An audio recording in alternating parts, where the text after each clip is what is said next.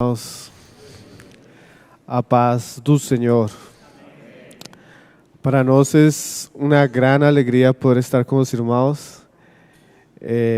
Como o irmão falava, é a quarta vez, acredito, mas a primeira nós falando em português.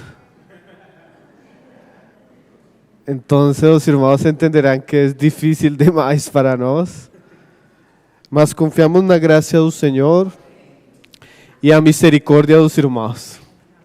Amém? Eu gostaria que os irmãos pudieran abrir as escrituras no Evangelho de Mateus, no capítulo 17.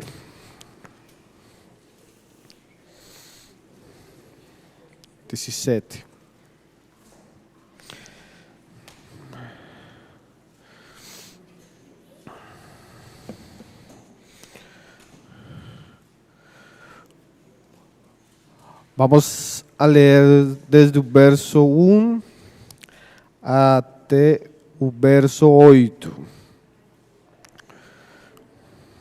Diz: 6 dias depois, tomou Jesus consigo a Pedro e aos irmãos Tiago e a João e os levou em particular a um alto monte. E foi transfigurado diante deles, o seu rosto resplandecia como o sol, e as suas vestes tornaram-se brancas como a luz. E eis que lhes apareceram Moisés e Elias falando com ele.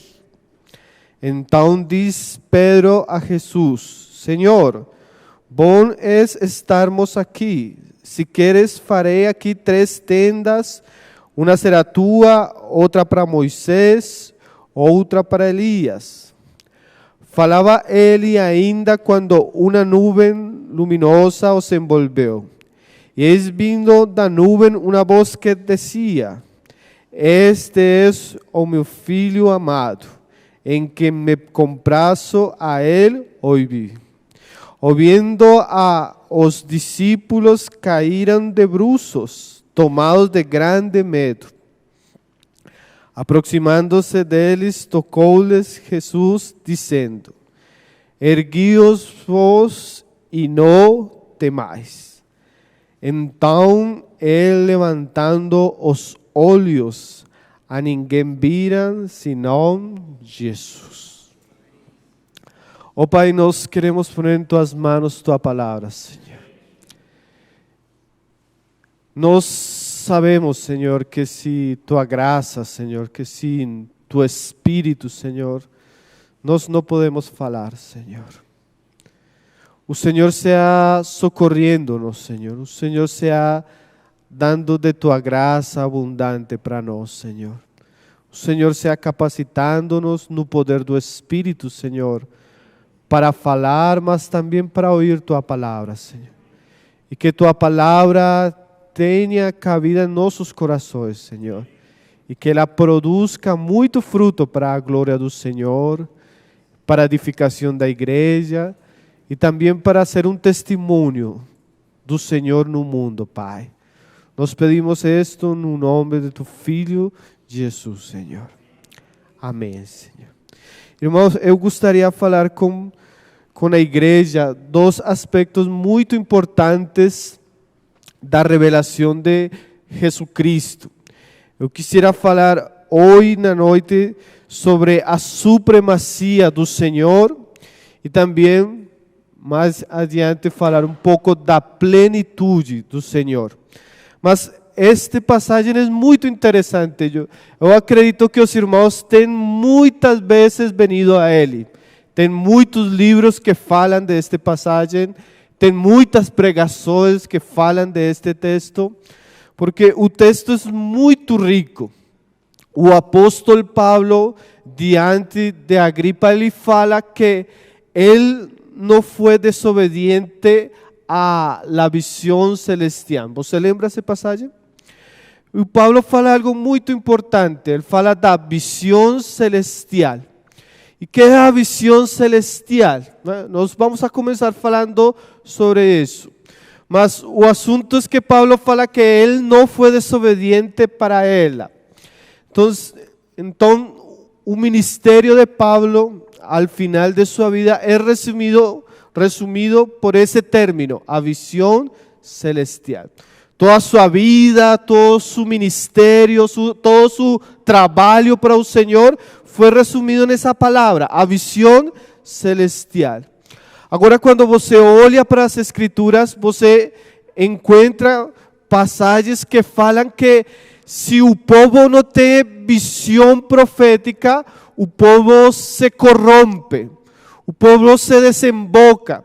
Então, a visão tem um relacionamento muito íntimo com o mesmo povo.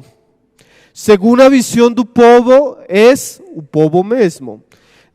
Então nós vamos a falar um pouco da importância da visão e como isso é trascendental para a vida do crente, para a vida da igreja e para nossos mesmos ministérios. Então nós vamos a entrar em detalhe verso por verso o passagem que leímos. O verso 1 fala assim, diz: 6 dias depois. Essa palavra trouxe continuidade para o que o Senhor está fazendo com os discípulos. Se você lembra o capítulo anterior, o Senhor tem levado os discípulos para a região de Cesarea de Filipo. E Ele pergunta para eles, bueno, ¿qué dizem as pessoas que sou eu? Eles respondem, mas o Senhor pergunta para eles, e vocês que dizem? E o Pedro, enchido do Espírito Santo e da revelação do céu, fala para o Senhor: você é o Filho de Deus vivo, o Cristo. Você lembra? Agora, depois de essa experiência que eles tiveram com o Senhor leva a Pedro, a Tiago e a João para um monte alto. E isso é muito significativo, porque nós como crentes somos chamados para a comunhão com o Filho de Deus e para o conhecimento de Ele. Mas o conhecimento do Senhor na vida do crente é progressivo. Ele se vai revelando para nós, mas a revelação do Senhor é progressiva. Você pode falar para a igreja, todos os irmãos podem falar: eu creio no Senhor e conosco ao Senhor. E é verdade, mas ainda que todos nós conozcamos ao Senhor, o conhecimento do Senhor não é o mesmo para todos. Você pode falar para seus filhos e seu filho pode acreditar que ele conhece a você, mas se você tem filhos de diferente idade, o conhecimento que eles têm segundo a idade, segundo a maturidade de você é diferente.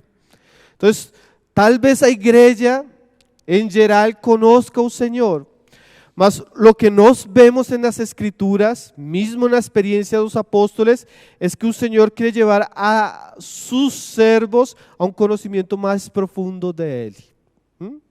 E Ele está em um processo de ensinar a seus discípulos para que seus discípulos conozcam a Ele. Ele usou os milagres, Ele usou os ensinamentos, Ele usou certas experiências para que eles pudieran conhecer um pouco mais da glória de Deus na face do Filho. Agora, esta experiência é muito importante nesse processo, nessa caminhada do Senhor de revelação para eles. E fala aí, 6 dias depois, tomou Jesus consigo a Pedro e aos irmãos Tiago e João, e os levou em particular a um alto monte. Agora você olha que o Senhor não pega todos os discípulos, sino Ele trouxe solo 3 em particular, como fala o passagem. E de que fala isso? O irmão Armando Alducin, ele tem uma pregação onde ele fala que o Senhor tinha uns círculos de comunhão. E você olha isso nos evangelhos, você olha um círculo muito amplo que é as multidões. As multidões vêm para o Senhor, mas elas só vêm para receber os milagres, libertações, cura. Então, um círculo de pessoas que vêm para o Senhor, mas é um círculo muito longe. Agora, você tem outras pessoas. Tem pessoas que são crentes no mesmo Senhor, que vêm para o Senhor, mas que ainda que são crentes, não são discípulos. Eles creem no Senhor, creiam nos ensinamentos do Senhor, mas você olha que tem pessoas que creem no Senhor, mas não têm compromisso com o Senhor. Não têm uma vida com o Senhor. Esse é outro círculo que você olha, mesmo nos evangelhos. Mas você tem outro círculo mais íntimo, que é o círculo dos discípulos, os 12. Pessoas que eles abandonaram todas as coisas por seguir ao Senhor. Você encontra a lista de cada um dos nomes destes homens. Agora, você olha que o Senhor, quando subiu ao monte alto, Ele não trouxe a todos os apóstolos, todos os discípulos. Ele trouxe 3, né? Pedro, Tiago e João. E falou passagem em particular. Agora, de que fala isso? Esses círculos da comunhão do Senhor falam de uma intimidade com o Senhor, falam de um conhecimento mais profundo com o Senhor e falam da intenção do Senhor de atrair as pessoas para Ele mesmo. Agora, quando nós falamos de círculos da comunhão, nós devemos pensar mais em uma escala que em um muro. Como assim? Muro quer dizer que você não pode passar de aí, né? Escala quer dizer que você pode caminhar e dar passos para avançar. Quando nós falamos de círculos de comunhão, não é que o Senhor não tenha o desejo de que outras pessoas venham para mais perto. Ao contrário, Ele tem o desejo disso. Mas essa comunhão é como uma escala. Nós às vezes chegamos a Cristo como as multidões, buscando algo de Ele. Mas a graça do Senhor concede revelação e agora acreditamos em Ele. Mas o Senhor nos chama para mais perto para que talvez nós abandonemos as coisas que tem em nosso coração para seguir a Ele. E talvez você encontre que o Senhor cada vez quer mais que você esteja perto dEle. Agora, nesta escala do caminho do Senhor, do andar com o Senhor, é muito importante que nós desejemos, mesmo que oremos, para estar mais perto dEle. Por exemplo, o apóstolo Pablo, se você quer ir aí em Efésios capítulo 1, desde o verso 15, ele fala como se ele tivesse o desejo no Senhor de que a igreja em Éfeso, na cidade de Éfeso, ela pudiera estar mais perto, como que ela pudiera avançar mais na escala do conhecimento do Senhor. Por isso falo que os círculos da comunhão que o Senhor quer para nós não são muros, são escala. O Senhor quer que nós avancemos no conhecimento dEle, que nós deseemos isto, que nós oremos mesmo por isto. Porque Pablo fala assim, olha, no verso 15, por isso também eu, tendo ouvido da fé que há entre vós no Senhor Jesus e o amor para com todos os santos. O sea, Pablo ele había oído que os irmãos na igreja de Éfeso tinham fé, tinham amor por os santos. Você olha que esses parte de alguns dos círculos da comunhão que o Senhor tem com os crentes. Tem crentes que têm fé, tem crentes que têm amor por os santos. Mas você olha que Pablo quer ainda mais para a vida e a experiência da igreja em Éfeso. E Pablo fala, não cesso de dar graças por vós, fazendo menção de vós nas minhas orações, para que o Deus de nosso Senhor Jesus Cristo, o Pai da glória, que é o que Pablo ora, vos conceda espírito de sabedoria e de revelação. Você olha, Pablo quer que a igreja tenha por o Pai mesmo uma revelação mais profunda, que tenha espírito de revelação no conhecimento de Ele. Então, a experiência do Senhor com os 3 apóstoles de subir a um monte alto é uma experiência que nós como crentes devemos desejar. É uma experiência que nós como crentes precisamos procurar. É uma experiência que nós como crentes devemos orar para que nós tenhamos, mesmo como igreja. Não seamos um povo que fica abaixo do monte, sino que nós seamos um povo que seja chamado para a comunhão íntima, para a revelação profunda da pessoa do Filho de Deus. E Pablo orava por isso, irmãos. Vos conceda espírito de sabedoria e de revelação no pleno conhecimento dele. Nós podemos ter conhecimento dele, mas nós somos chamados para o pleno conhecimento dele. O conhecimento mais profundo, um conhecimento mais íntimo, um conhecimento mais real. E disso fala a experiência que o Senhor tem com os 3 apóstoles. Aqueles que o Senhor chamou em particular para subir ao monte alto. Você pode olhar nas experiências do Senhor com os apóstoles que talvez esta foi a experiência mais profunda, mais reveladora, mais gloriosa do Senhor com os apóstoles. Como quando você tem uma cordilheira e chega ao monte mais alto. Nós vamos a ler o ponto dos evangelhos onde os apóstoles tiveram a posição mais alta do conhecimento do Senhor mesmo. E isso é muito importante, irmão. Voltemos para Mateus 17. Não perda o verso, porque nós vamos a estar olhando em ele sempre. Tomou Jesus consigo a Pedro, aos irmãos Tiago e a João e os levou em particular a um alto monte. E foi transfigurado diante deles. O seu rosto resplandecia como o sol e suas vestes tornaram-se brancas como a luz. Por isso o passagem é a transfiguração do Senhor. O Senhor leva a eles para o monte alto, na presença de eles, o Senhor se transfigura diante de eles. O passagem fala que seu rosto resplandecia como o sol e as vestes do Senhor se tornaram brancas.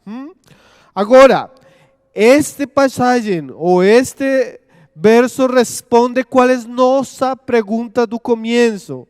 Você lembra que eu perguntava e citava o passagem de Pablo em Atos, onde Pablo fala que eu não fui desobediente para a visão celestial. Agora, se a visão celestial é tão importante para nós, qual é nossa visão? Você tem um cristianismo que hoje em dia fala muito. Nós temos uma visão. É um término muito usado em nossos dias. Mas qual é a visão de Pablo? Ou qual é a visão dos apóstoles? Que foi aquele assunto que governou os corações de eles e o ministério mesmo de eles. Agora você vai olhar que a visão de que eles falavam não era um simples assunto. A visão que eles tinham era uma pessoa. Uma pessoa que diante de eles foi revelada como ela era em verdade. A visão dos apóstolos é a visão gloriosa do Filho de Deus. O Filho na glória, o Filho na majestade, o Filho revelado em plenitude para eles. Por isso você olha que João começa as epístolas falando assim: o que nós palpamos, que nós vimos, que nós oímos, tocante o verbo da vida. Então, a visão dos apóstolos, do Pablo, do Pedro, do João, era uma pessoa. Amém?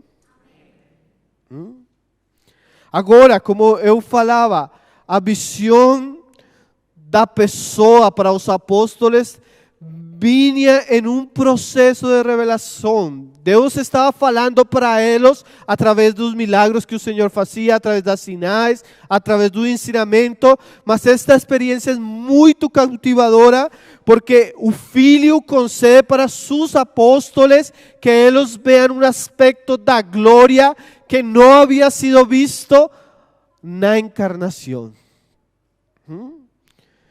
Agora, o passagem fala: e foi transfigurado diante deles.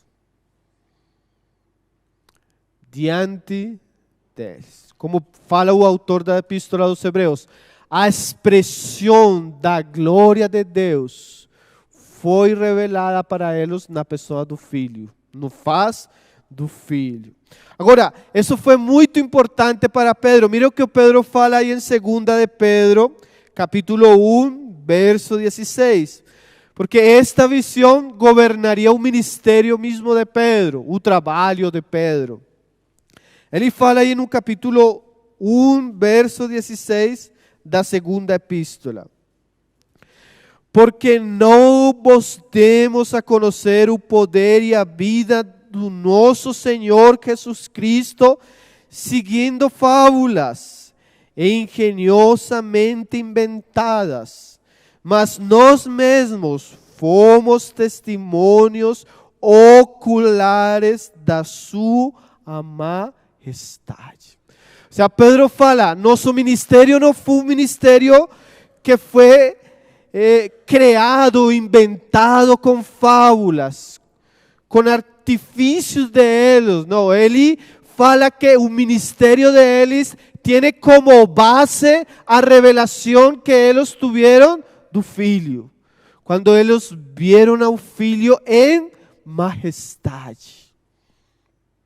Pois ele recebeu da parte de Deus Pai honra e glória, quando pela glória excelsa lhe foi enviada a seguinte voz: este é o meu Filho amado, em quem me comprazo. Então, eles tiveram uma visão da majestade do Filho e mesmo ouviram a voz do Pai que falava: este é meu Filho amado, em quem tenho contentamento, em quem me comprazo. Então, quando nós falamos de visão celestial, nós falamos de uma pessoa que é o escolhido de Deus Pai para ter a preeminência, a primazia em todas as coisas. O Filho de Deus, Jesus Cristo. Agora, esta visão é tão importante, irmãos, ainda que eles não entenderam a realidade que estava nela nesse momento, ainda que eles tinham que passar por certas circunstâncias, a visão é muito importante. A visão vai ser o eje, o centro, tanto do ministério de eles como o ministério do Pablo. Então, voltemos para o passagem e sigamos lendo. Aí Mateus 17. Diz no verso 3: e eis que lhes apareceram Moisés e Elias falando com ele.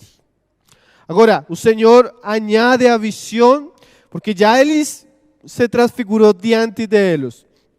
Agora aparecem dois personagens muito importantes na tradição e na história da revelação de Deus no Antigo Testamento: o Moisés e o Elias. Então disse Pedro a Jesus: Senhor, bom é estarmos aqui. Se queres, farei aqui 3 tendas. Uma será tua, outra para Moisés, outra para Elias. Falava ele ainda quando uma nuvem luminosa os envolveu e eis vindo da nuvem uma voz que dizia: Este é meu filho amado em quem me comprazo. A ele ouvi. Então a visão é muito interessante, irmão. Você olha para um monte alto e você vê a Jesus transfigurado. Mas você vê por um lado a Moisés, a Elias e por o outro lado também vê aos 3 apóstolos. Agora, o que queria falar o Senhor para Pedro e para João e para Tiago? Isso é muito importante para nós. Porque quando Pedro fala, o Senhor imediatamente ele interviene para corrigir o que estava falando Pedro. Mas é bom que nós entendamos primeiro o que quiere falar a visão e depois os peligros das palavras de Pedro. Porque o que Pedro falava parece algo muito simples, mas estava atentando contra o assunto principal da visão. Há uma palavra que o autor a epístola dos Hebreus fala muito. E ele usa muito a palavra assim: superioridade. Agora, Pedro fala: Senhor, é bom que nós estemos aqui. Podemos fazer uma tenda para você, uma tenda para Moisés e uma tenda para Elias. De alguma maneira, o Pedro queria pôr ao Senhor no mesmo lugar de Moisés e de Elias. Isso é importante, irmãos, porque você vai olhar que a tendência natural dos judíos, mesmo dos judíos crentes mais adiante, era poner no mesmo lugar ao Senhor que a lei. O mesmo lugar do Senhor que Moisés. Às vezes o mesmo lugar para a obra de Cristo que para as obras da lei. Isso foi um dos primeiros perigos que tuvo a igreja no primeiro siglo, especialmente em um ambiente judaizante. Você olha a epístola aos Gálatas, a epístola aos Romanos, mesmo a epístola aos Hebreus. De alguma maneira, para eles desembaraçar-se do Antigo Testamento causou uma crise na fé deles. E agora o Senhor tem que causar uma impressão profunda em eles para mostrar que o mesmo Senhor, o Senhor Jesus Cristo, era muito maior que Moisés. Era muito maior que o mesmo Elias. Você tem no Antigo Testamento 2 grandes porções. Tem 3, mas o Senhor usa 2 homens para representar as 2 grandes porções do Antigo Testamento: os profetas e a lei. E o representante da lei é Moisés. Mas o representante maior dos profetas na mente dos judíos era Elias. Agora o Senhor põe a Moisés, põe a Elias, e Pedro na inclinação natural ele fala. Mas quando ele fala, o Senhor o corrige. E é muito interessante que nós, quando olhamos para o Novo Testamento, há um testemunho muito claro e muito certo. A lei tem o propósito de nos encaminhar para Cristo. O fim da lei é Cristo. O cumprimento dos mensagens dos profetas era Cristo. Então, os profetas são como aqueles sacerdotes que têm um testemunho. E o testemunho que eles mesmos falavam, mesmo sem saber, era o testemunho do Filho de Deus. Por isso, quando o Senhor ressuscita, você pode olhar aí em Lucas capítulo 24, no verso 27, os discípulos no caminho de Emaús, eles ficaram escandalizados com a morte do Senhor. Mas o Senhor aparece no caminho para eles, e ele fala as seguintes palavras para eles. Diz no verso 27, e começando por Moisés, discurrendo por todos os profetas, expunha-lhes o que a su respeito constava em todas as Escrituras. O sea, o Senhor falou para os discípulos de Emaús desde Moisés, passando por todos os profetas, como eles falavam respeito dele, respeito de sua obra, respeito de sua persona, respeito de sua majestade. Então, o testemunho do Antigo Testamento em sua plenitude era conduzir ao povo de Deus para que no momento da manifestação dos tempos, eles reconhecieran quem era o Cristo, quem era o Filho de Deus, e reconhecendo, creyeran em Ele. Você entende isso? Isso é muito importante, irmão. Esta visão é muito grande, porque Deus falou em outro tempo aos pais, aos profetas, mas o mensagem dos profetas apuntava diretamente para o Filho. O maior mensagem das Escrituras é a pessoa e a obra do nosso Senhor. Isso é muito importante, irmão. O Senhor Jesus tem a supremacia, tem a preeminência das Escrituras. Ele é o alvo. Os profetas, mesmo sem saber, como fala Pedro, eles falavam dele. Não conheciam o tempo, não conheciam a pessoa, mas o Espírito de Cristo estava sobre eles, dirigindo os mensagens deles para ele. Essa é a primeira parte da visão. Você tem a Cristo glorificado e tem a Moisés e a Elias apontando para ele. Isso é muito, muito importante, irmão. Agora, o passagem mesmo fala, diz que Pedro começou a falar no verso 5, 17:5 de Mateus. E falava ele ainda, quando uma nuvem luminosa os envolvió, e eis vindo da nuvem uma voz que dizia: Este é o meu filho amado, em quem me comprazo, a ele ouvi. Ouvindo os discípulos caíram de bruços, tomados de grande medo. Então, outra parte da visão muito importante. Por um lado, você vê Jesus glorificado, por outro lado, vê os profetas, mas agora vê aos apóstolos de bruço, no chão. Irmãos, isso é importante.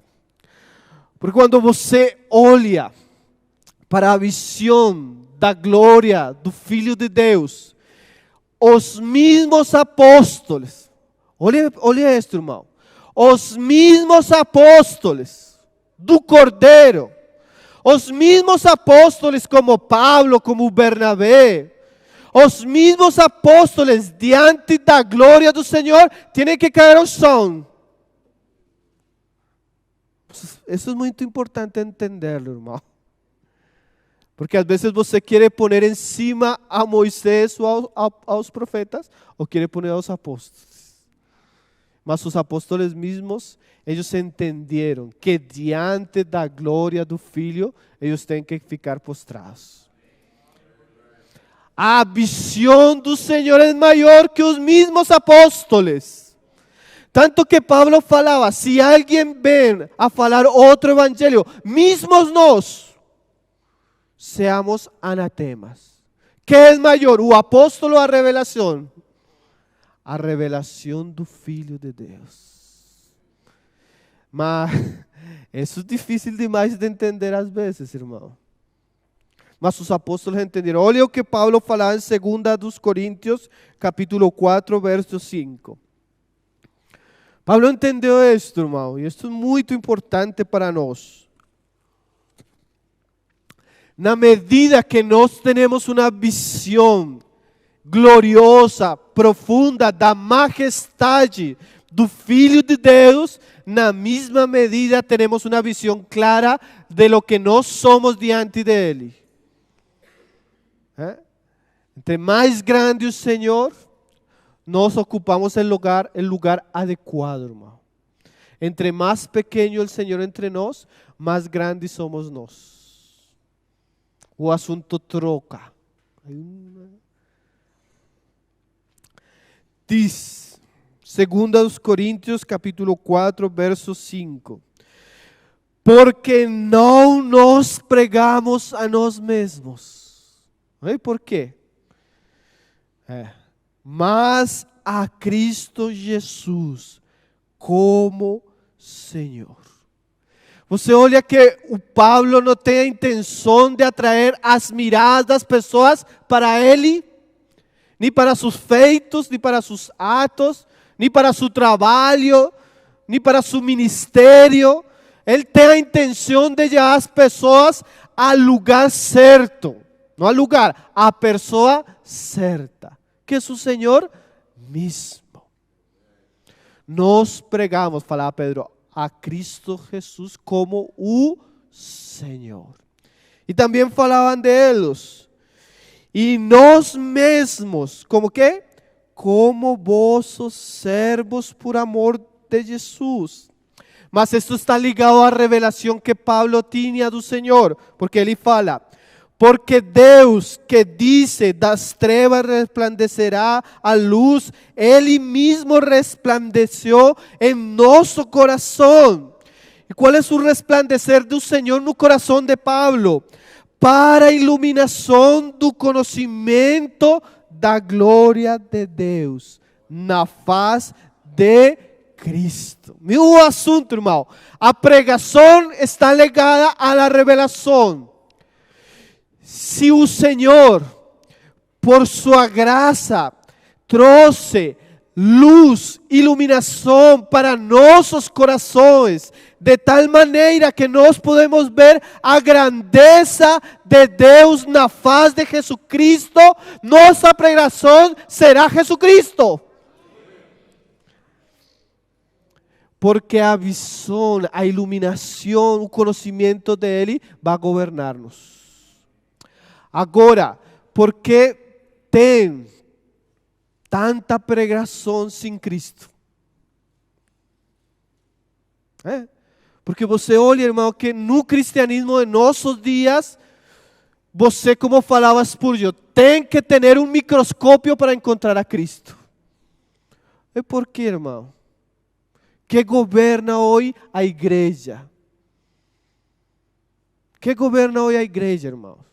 Você encontra irmãos que pregam do ministério deles. Nós somos, nós fazemos, nós.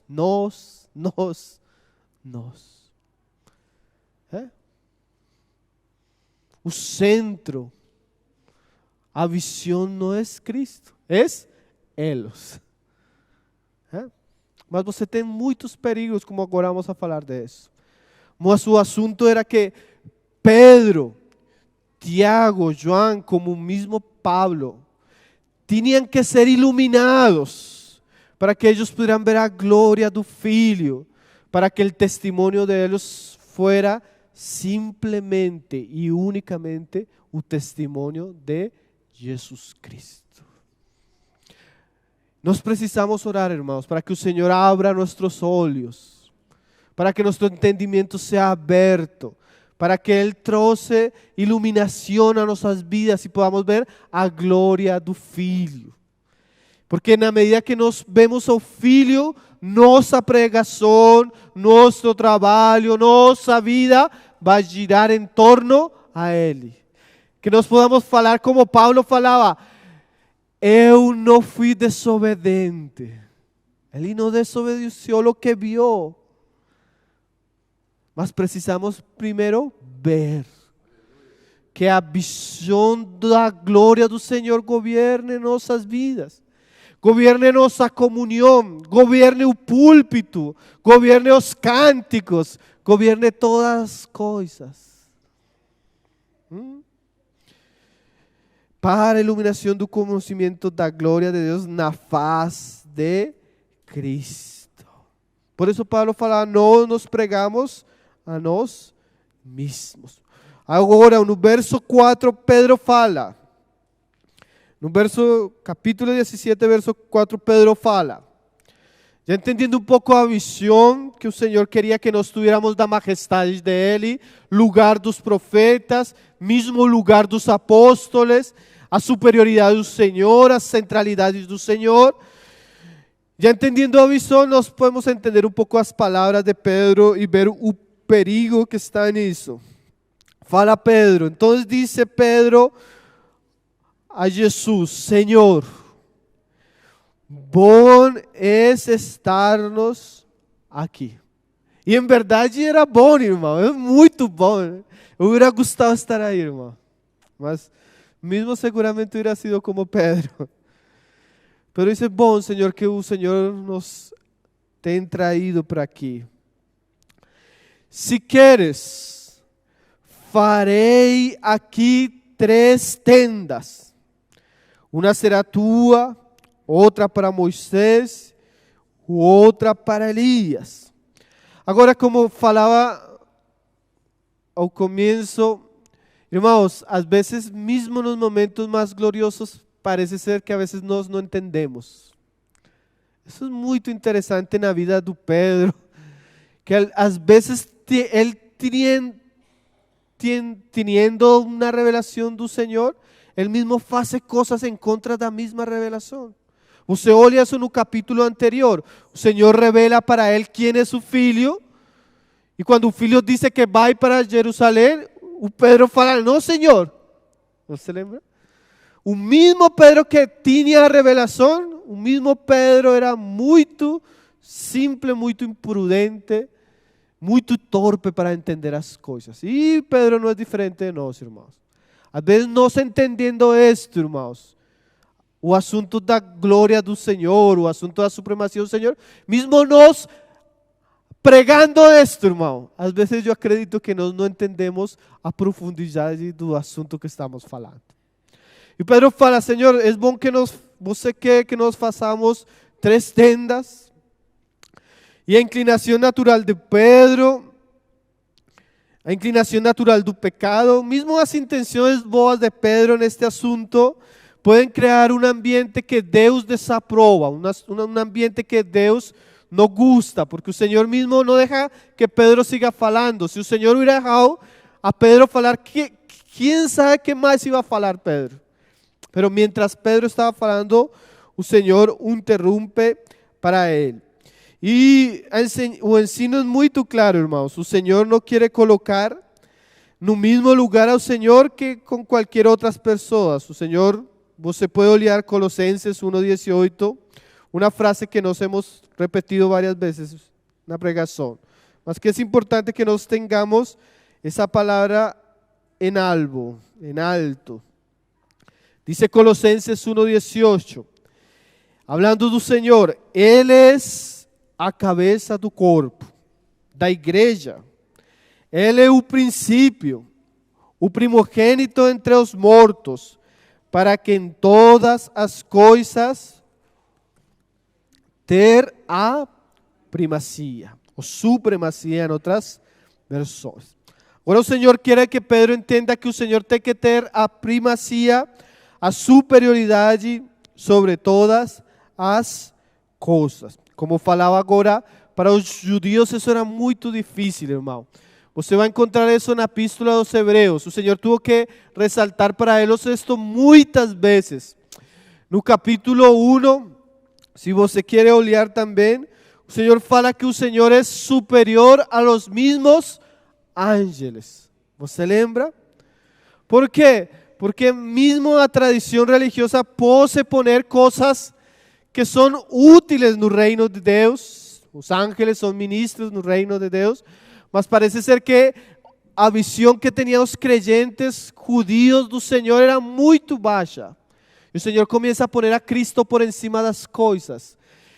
Por isso é bom falar temas como estes, irmão, porque nós, quando falamos do Senhor Jesus, não estamos falando de qualquer criatura.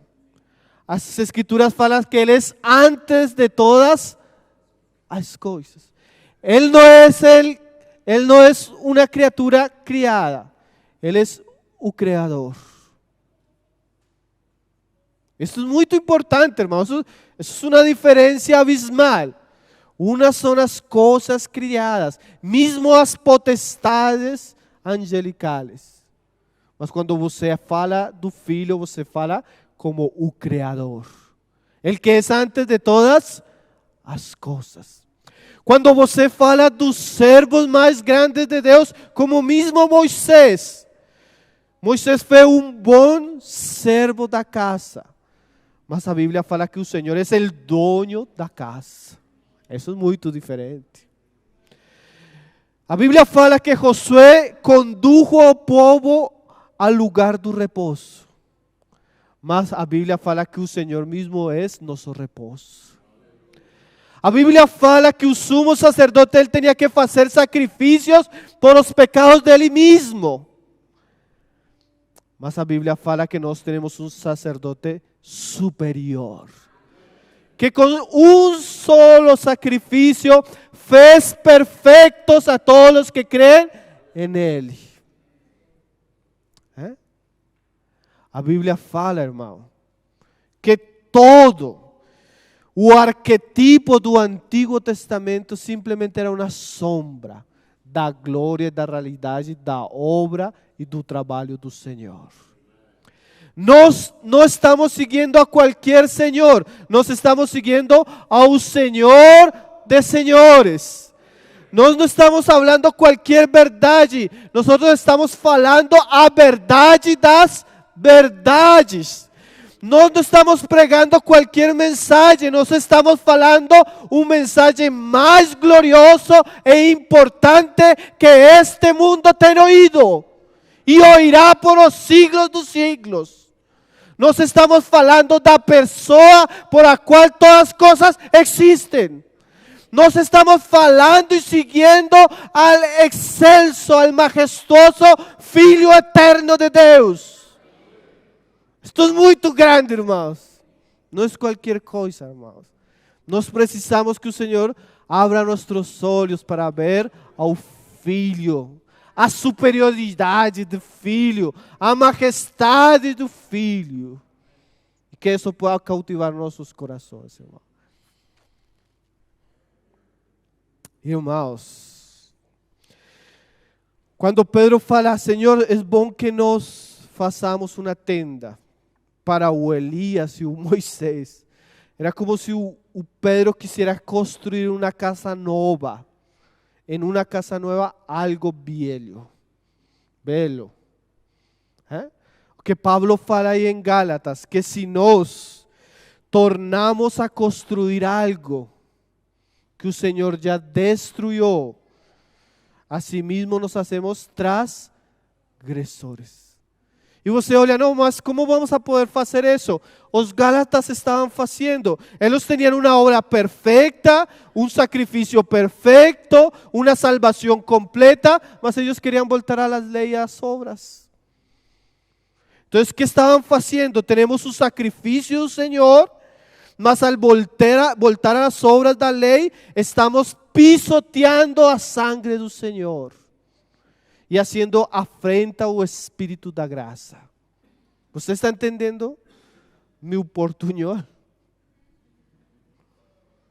Irmãos, o sacrifício, a salvação, o Evangelho foi feito perfeito. Uma obra perfeita. Nós não podemos incluir aí a Moisés, irmão.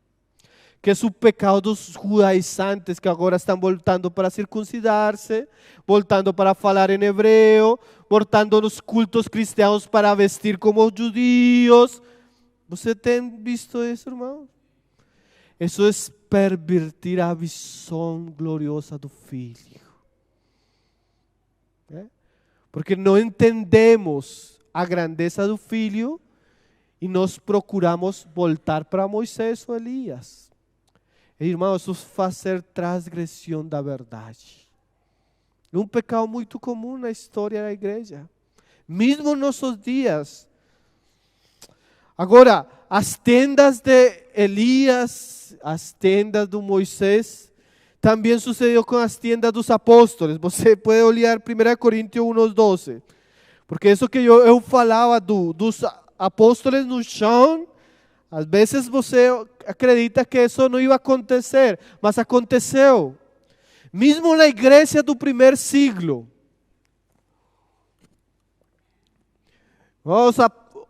Os crentes na mesma casa de Deus queriam fazer tendas, irmãos. E uma tenda se chamava, olhe para aí, 1 Coríntios 1:12. Refirou-me o fato de que cada um de vós dizer. Mira, aqui estão construindo a tenda do Pablo. 1 Coríntios capítulo 1, verso 12. Fala, refiriu-me ao fato de cada um de vós dizer.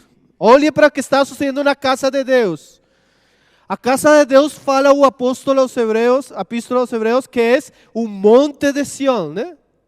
E você está no monte de Sião, na casa, os santos. E mesmo os santos na casa de Deus vão fazer uma tenda. A tenda para quem? Já não é para Moisés, irmão. Já não é para Elias. Para quem vão fazer tenda aí? Olhe. Eu sou de Paulo. Você olha a tenda de Paulo na igreja dos Coríntios, irmão. Eu de Apolo. E eu de Cefas. Eu de Cristo. Irmão, você pode acreditar o ambiente esquisito da igreja dos Coríntios. Mesmo irmãos que deveriam estar todos juntos em torno a Cristo, eles estão fazendo tendas para os apóstolos. Eu de Pablo. Eu de Cefas. Você de quem é? Você ha escuchado isso hoje? ¿No? É porque para os crentes hoje não é suficiente Cristo e sua glória. Nós precisamos seguir a Pablo. Nós precisamos seguir a Cefas. E mesmo hacemos tendas na casa de Deus dos seguidores do Pablo, dos seguidores de Cefas. E mesmo nesse ambiente esquisito perdemos a glória do Filho de Deus. Você olha, irmão, para a história. Quando Deus levantou homens verdadeiros, com ministérios, usados grandemente por Deus, eles voltaram os corações dos crentes para o Filho. Mas uma tendência natural foi ou é que depois os mesmos crentes façam tendas para os servos. Entendeu? Estamos fazendo a tenda do Pablo, a tenda do Pedro, e perdemos e esquecemos ao Senhor mesmo. Irmão, eu falava um dia em um lugar que se você fala contra a doutrina de Cristo, talvez você não vai ter problemas. Mas se você fala contra o pastor, irmão, você vai ter muitos problemas. Se você fala contra o evangelho, não vai ter muitos problemas. Mas se você fala hoje em dia contra o cantor cristão, você vai ter problemas. Porque o povo do Senhor, irmão, encheu a casa de ídolos. E muitas vezes foram os mesmos ministérios. E o povo do Senhor perdeu ao Senhor mesmo. Isso é triste demais, irmãos. É triste demais, irmãos. Que nós tenhamos celo por um ministério de um homem que mesmo o Senhor pode usar a ele. Mas que o celo que deveríamos ter por a glória do Senhor mesmo. E nós precisamos arrepentir-nos, irmão, dessa condição de apostasia, irmão. Porque uma vez o centro, o foco, deixa de ser o Senhor e se torna qualquer outra coisa, o povo está em um processo de corrupção e apostasia, irmãos. É muito difícil, irmão. Por isso é um desafio para nós. Ver o exemplo do Pablo, que ele falava, eu não fui rebelde para a visão celestial. Porque tem tentações, irmão. Você pode imaginar o ministério do Pablo, irmão? Você não vai encontrar na história da igreja nenhum homem que tenha sido mais usado por Deus que Pablo. O maior missionário da história da igreja, o maior fundador de igrejas, o maior teólogo, o maior profeta. Mas ele mesmo nunca permitiu que as pessoas giraram em torno a Ele. Isso seria atentar contra a glória do Senhor que chamou a Ele ao ministério. O Senhor nos livre, irmãos, de cair em semejante pecado. Qualquer coisa que tire o lugar do Senhor e de sua palavra em meio de seu povo é uma grande maldade e um perigo e impiedade. Como fala o verso 5 do capítulo 17. Falava ele ainda, quando uma nuvem luminosa os envolveu. Irmão, o Senhor nos cale a boca. O Senhor ponga freno a nossos corações, mesmo a nossas intenções boas, quando nós sutilmente queremos desplazar ao Senhor, irmão. O Senhor nos cale a boca, irmão.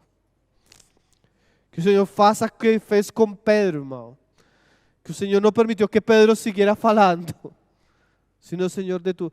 Irmão, o Senhor é celoso com sua glória. O Senhor é celoso com o testemunho de seu Filho. Dice, quando uma nuvem luminosa os envolveu, es vindo da nuvem uma voz que dizia: Este es, hermano, esa palabra este es exclusiva, es particular. Usted no puede aplicar este a nada más, a nadie más, a ninguém. Este solo incluye la persona gloriosa del Hijo de Dios. Este es o meu Filho amado, em quem me compraz. Que coisa, não, irmão? O Senhor teve que falar audivelmente para o Pedro. Você pode ver a impressão do momento. Voltemos para a montanha. O monte alto, os apóstolos, os profetas, o Senhor transfigurado, Pedro procurando falar, a nuvem da presença de Deus, a Shekinah luminosa, enchendo o lugar, e a voz do céu falando: Este es meu Filho amado, em quem tenho complacência. A Ele ouvi. Irmãos, quantas vezes nós precisamos ter esse ambiente, onde nós podamos falar para a igreja mesma, para os irmãos mesmos, na comunhão mesma: Este es el Hijo amado. A Él oíd. Hermano, e isto é muito importante. Quando nós resaltamos a glória e a majestade do Filho, temos que poner em alto a palavra do Filho. Como o juez superior, maior que tem a igreja. A palavra mesma.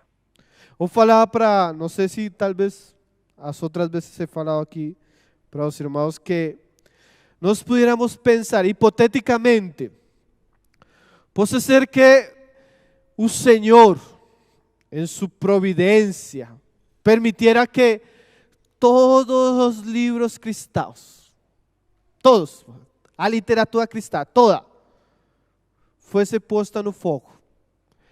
Todos os grandes pregadores, todos os grandes ministros de Deus na história desaparecieran.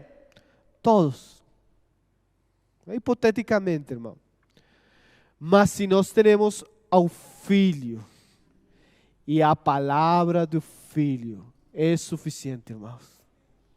Não precisamos mais, irmão. Ele é o Senhor. Ele é a imagem da glória de Deus. El resplandor de sua glória, o primogênito, para que em todo tenha a preeminência. Eu termino com passagem no Hebreus capítulo 3, verso 1. Pasaje muito interessante, irmãos. Amanhã, se o Senhor permitir, vamos seguir falando um pouco da visão. Diz o autor aos Hebreus: por isso, santos irmãos, que participais da vocação celestial. Olha essa palavra, irmão. Se você é um santo, se você é um irmão, você tem sido participante de quê? De quê? De uma vocação celestial. Talvez você não pudo estar no Monte Alto faz 20 siglos. Mas agora a palavra, o Evangelho, a revelação, a iluminação da pessoa do Filho do Senhor nos faz que participantes. Agora mesmo que fala ele, que participais da vocação celestial, considerai atentamente o apóstolo e sumo sacerdote de nossa confissão, Jesus. Olha estas duas palavras. Considerai atentamente. ¿Qué quer dizer considerar, irmão? Você medite no assunto. Considere mais. Não considere de uma maneira superficial, sino considere atentamente. Qual é a consideração que você tem que ter? Você e eu estamos tendo o Filho como o centro de nossa vida? Ele é a pessoa mais importante de seus pensamentos. Ele é o alvo de todos os desejos de seu coração. Su maior desejo nesta vida é ser fiel a Ele, amar-lhe a Ele, servir-lhe a Ele. Considere, irmão, você não tem que falar para nadie neste momento. Eu estou vivendo a visão celestial. Irmão, sabe qual é o maior Deus que tem no Monte Alto nossa geração? O maior Deus que tem nossa geração se chama humanismo. ¿Qué es o humanismo?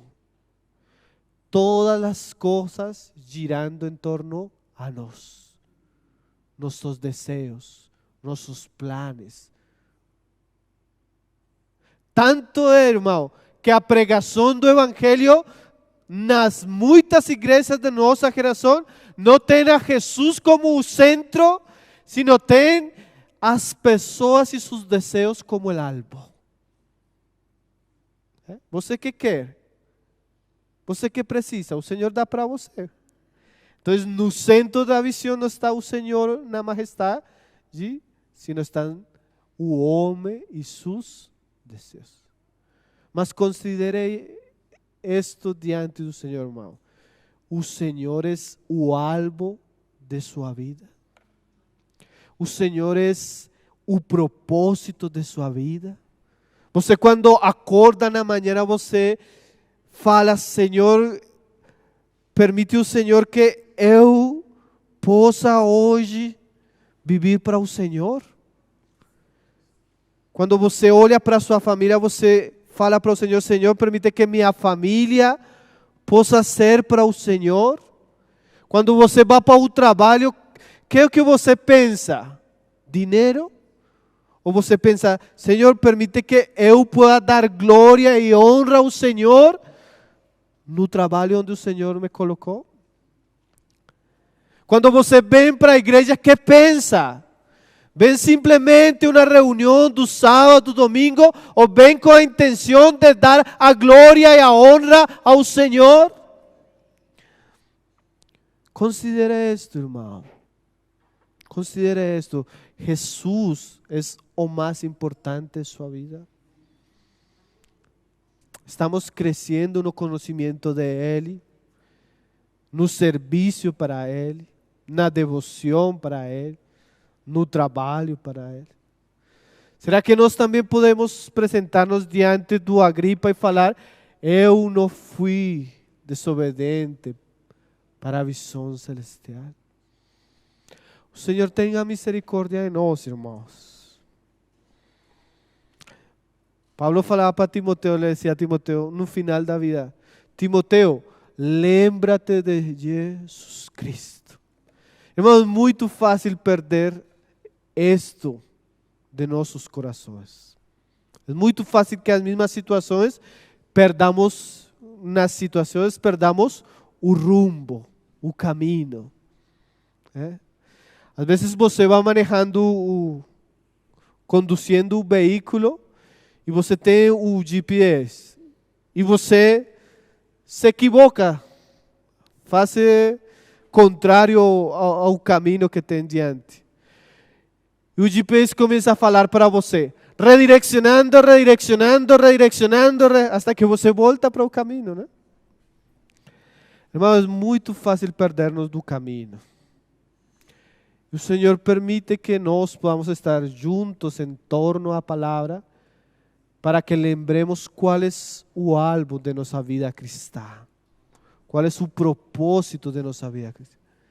E se nós nos hemos perdido do caminho, é muito importante que voltemos, irmão.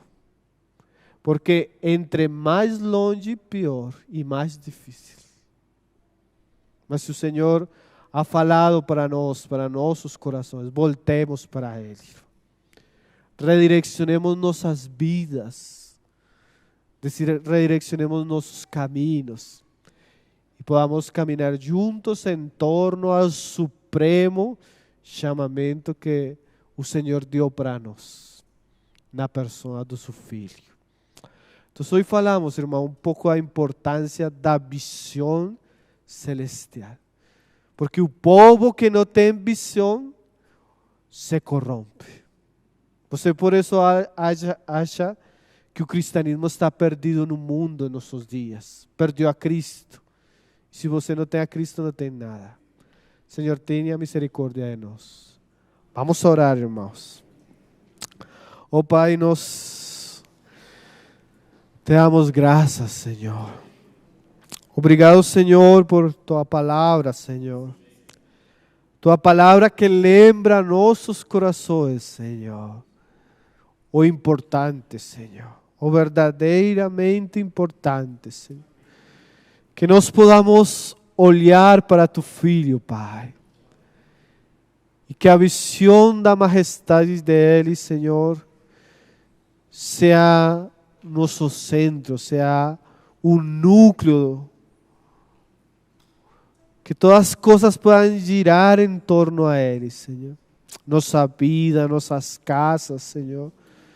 Nossas famílias, Senhor. Nossos ministérios, nossos serviços, nosso trabalho, Senhor. Que todas as coisas sejam por Ele, em Ele e para Ele, Pai. Ajuda-nos, Senhor. Que o Senhor, por Seu Espírito, por Sua graça, Senhor, para voltar nossos corações, Senhor, a lo essencial e importante. Para a glória de nosso Deus, Senhor. Oh Pai, lo pedimos no nome de Tu Filho Jesus, Senhor. Amém, Senhor. Amém, hermanos. La paz del Senhor.